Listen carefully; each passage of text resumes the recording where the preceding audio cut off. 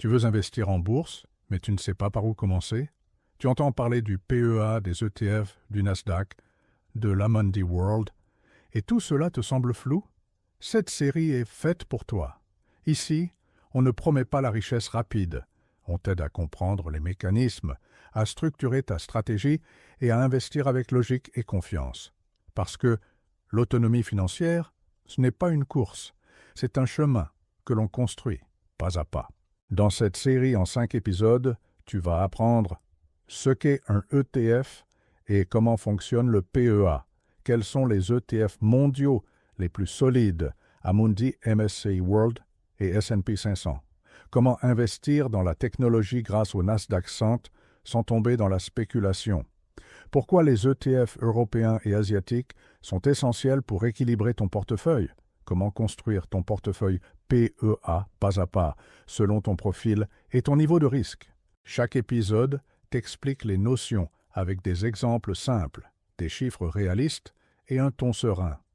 Le but, te permettre de prendre le contrôle de ton épargne et d'avancer vers ta liberté financière, sans stress ni illusion.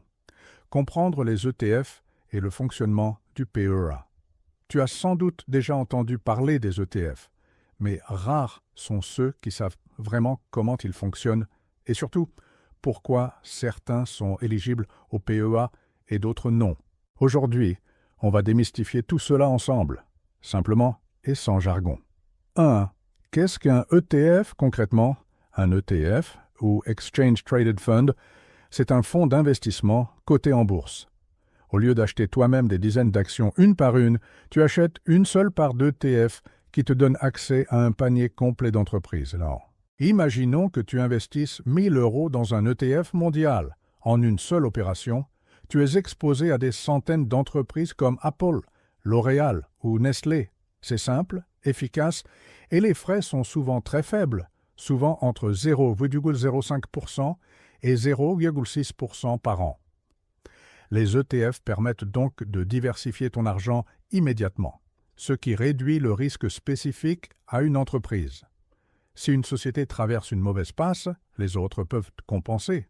En résumé, tu profites de la croissance des marchés sans avoir à devenir un expert du stock picking. 2. Pourquoi certains ETF sont-ils éligibles au PEA? Le plan d'épargne en actions, PEA, est un cadre fiscal français conçu pour encourager l'investissement en bourse sur le long terme. Il offre un avantage très intéressant.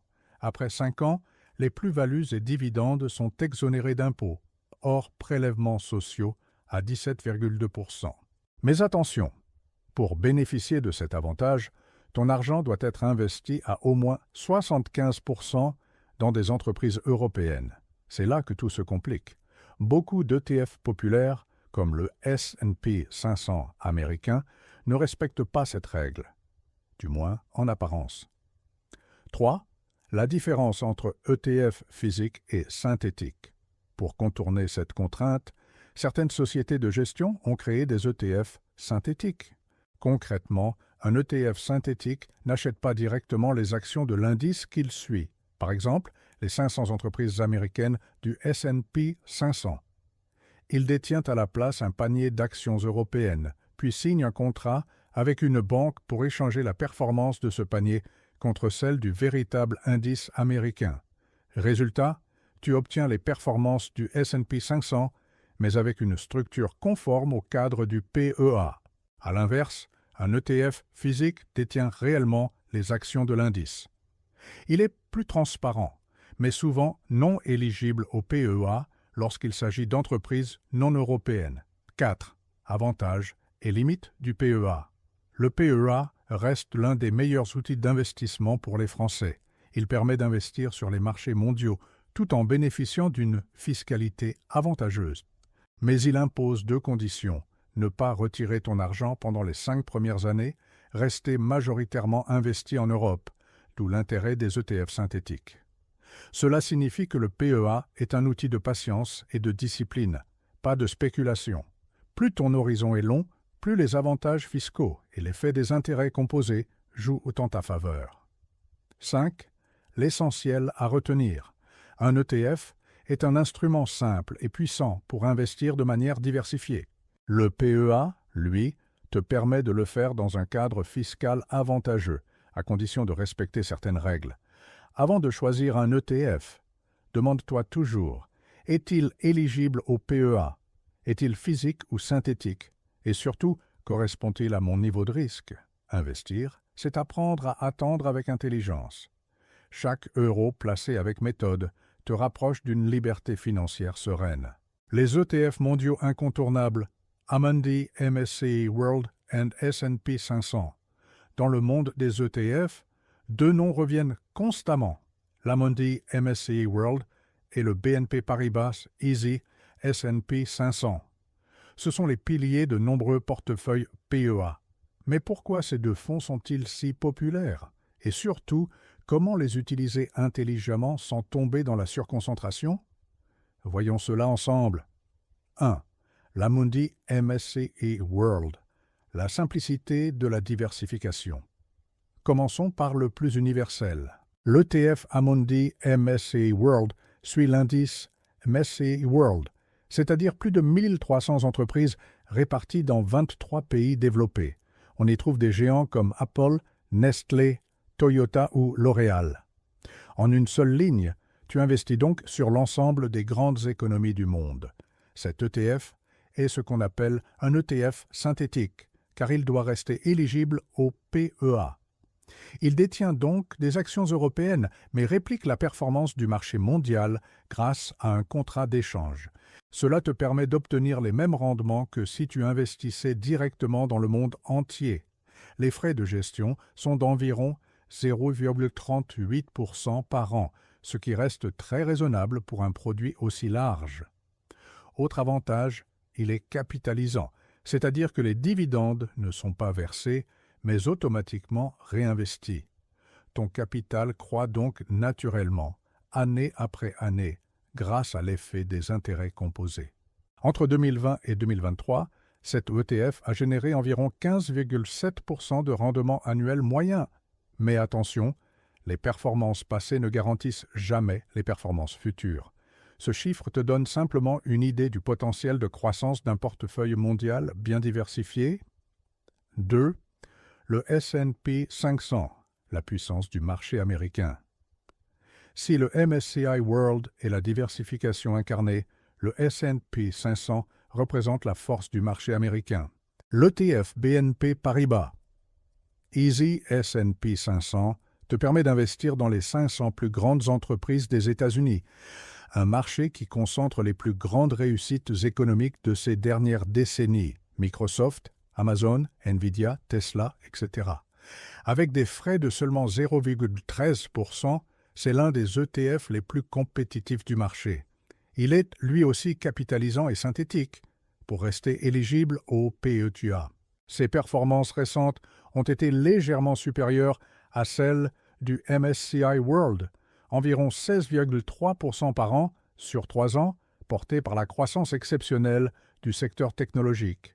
Mais attention, miser uniquement sur le S&P 500 revient à parier massivement sur un seul pays, les États-Unis, et sur quelques géants technologiques. Les 10 plus grandes entreprises pèsent déjà près de 40% du total. En cas de correction de la tech américaine, ton portefeuille peut fortement fluctuer. 3. Faut-il choisir entre les deux? Pas forcément. Le MSCI World et le S&P 500 sont complémentaires. Le MSCI World te donne une base mondiale, équilibrée et diversifiée. Le S&P 500 renforce ton exposition aux États-Unis, qui reste le moteur économique global.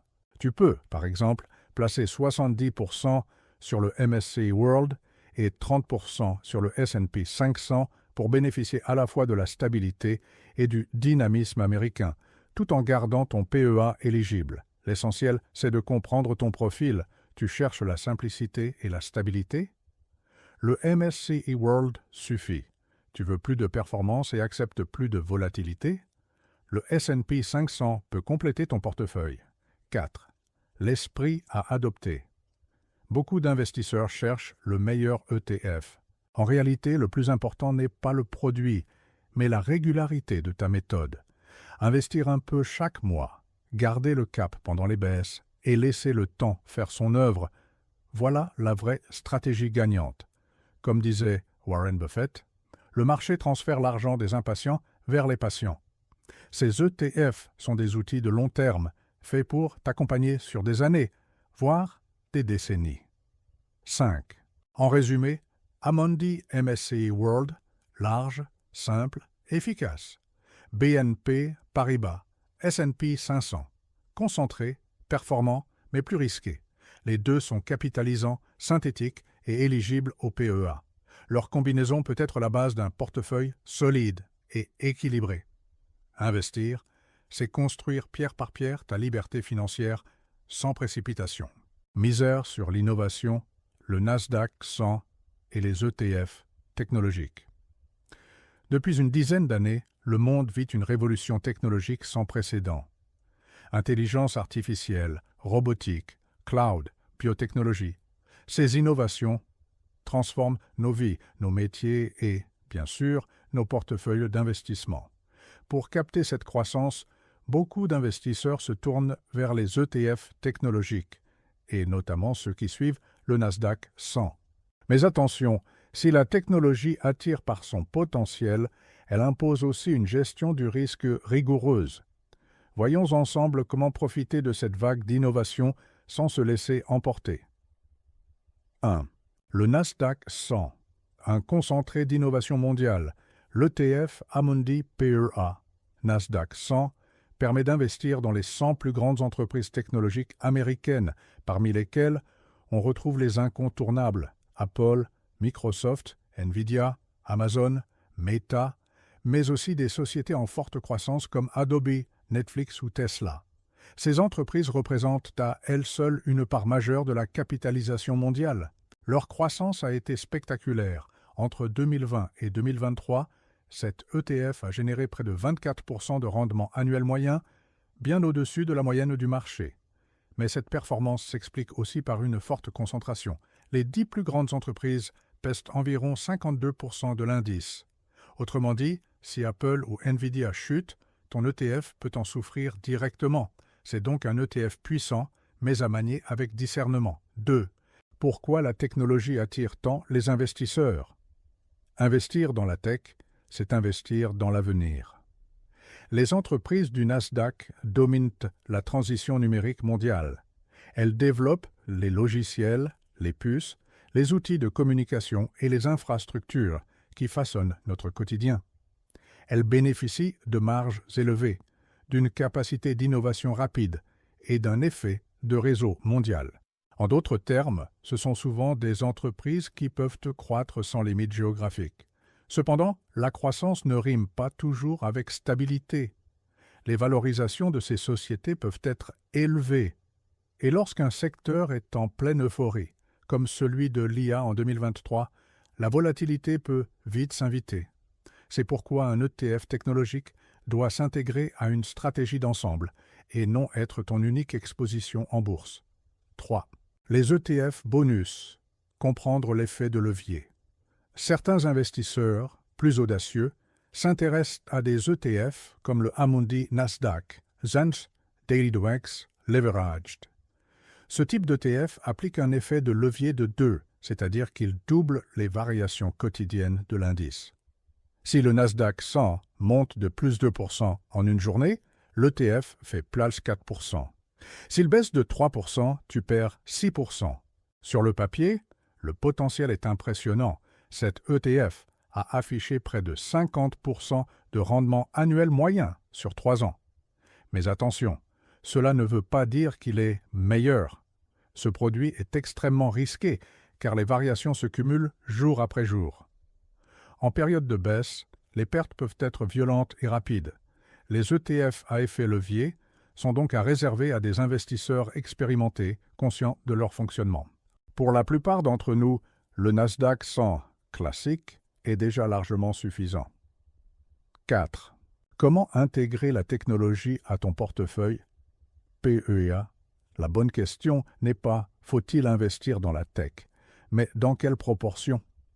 Un portefeuille équilibré pourrait, par exemple, consacrer 20% au Nasdaq 100 pour capter la croissance technologique, 50% au MSCI World pour la stabilité et la diversification, 20% aux marchés émergents pour le potentiel à long terme et 10% à l'Europe pour ancrer ton portefeuille dans le cadre du PEA. De cette manière, tu profites du dynamisme de la tech sans dépendre exclusivement d'elle. L'idée n'est pas de parier sur la prochaine révolution, mais d'accompagner le progrès tout en protégeant ton capital. 5. Les leçons à retenir. Le Nasdaq 100 est une formidable porte d'entrée sur l'innovation mondiale. Ses performances ont été remarquables, mais il reste concentré et volatile. Les ETF à effet de levier amplifient les gains et les pertes. Ils demandent une prudence absolue. La diversification reste ta meilleure alliée pour traverser les cycles économiques. Investir dans la technologie, c'est croire en l'avenir, mais c'est aussi comprendre que toute innovation passe par des phases d'euphorie et de correction. L'objectif n'est pas de deviner le prochain Apple, mais d'investir dans la tendance de fond, le progrès humain. Alors, garde ton cap, reste discipliné et souviens-toi, chaque euro investi dans la connaissance est un euro qui travaille pour ton futur. Renforcer la stabilité. ETF Europe, un marché émergent. Si les marchés américains dominent souvent les discussions, l'Europe et l'Asie restent deux piliers essentiels d'un portefeuille équilibré. Pourquoi? Parce qu'un investisseur sage ne cherche pas seulement la performance. Il cherche l'équilibre. Dans ce 4e épisode, on va voir comment les ETF européens et ceux des marchés émergents peuvent renforcer la stabilité et la résilience de ton PEA, tout en t'offrant une exposition à la croissance mondiale. 1. L'Europe, la solidité tranquille.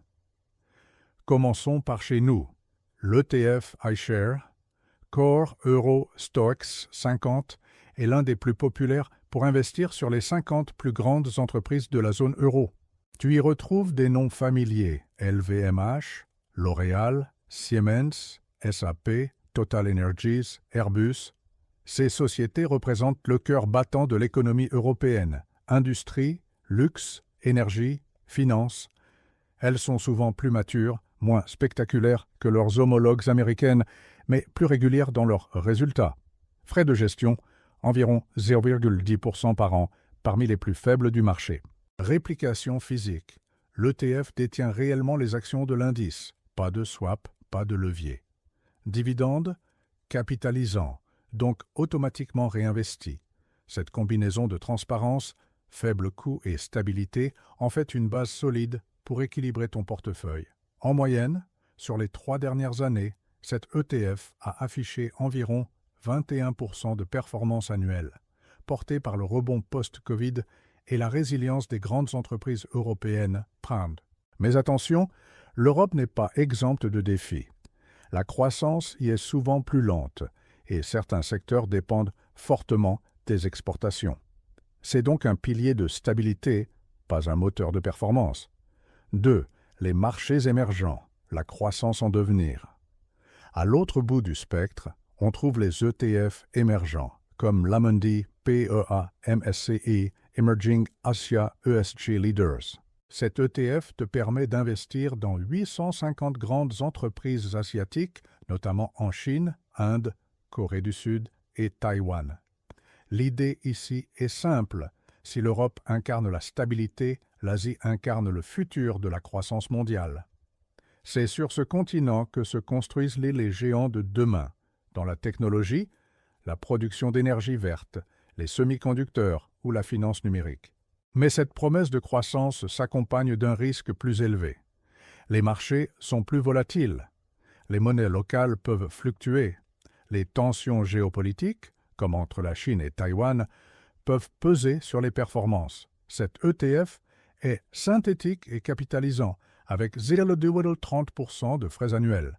Sur les 3 dernières années, il a enregistré une performance moyenne d'environ 14% par an, malgré un contexte international complexe. Les marchés émergents demandent donc de la patience et une vision long terme. Ce n'est pas un investissement à juger sur 6 mois, mais sur 10 ans ou plus. 3. Comment combiner Europe et émergents? Un investisseur avisé ne choisit pas entre la stabilité et la croissance, il les associe. Voici un exemple d'équilibre possible dans un PEA. 50% sur des ETF mondiaux, comme le MSCI World ou le S&P 500, 20% sur un ETF européen, Eurostoxx 50, 20% sur un ETF émergent, Asie, 10% sur un ETF japonais ou sectoriel. Ce mélange te permet de réduire la dépendance au marché américain, profiter du rebond potentiel de l'économie européenne, miser sur la montée en puissance de l'Asie, garder ton PEA diversifié et éligible fiscalement. C'est ce qu'on appelle une diversification géographique intelligente. Chaque région joue son rôle dans ton équilibre global. 4. Europe et émergent, deux faces d'une même stratégie. L'Europe t'apporte la stabilité.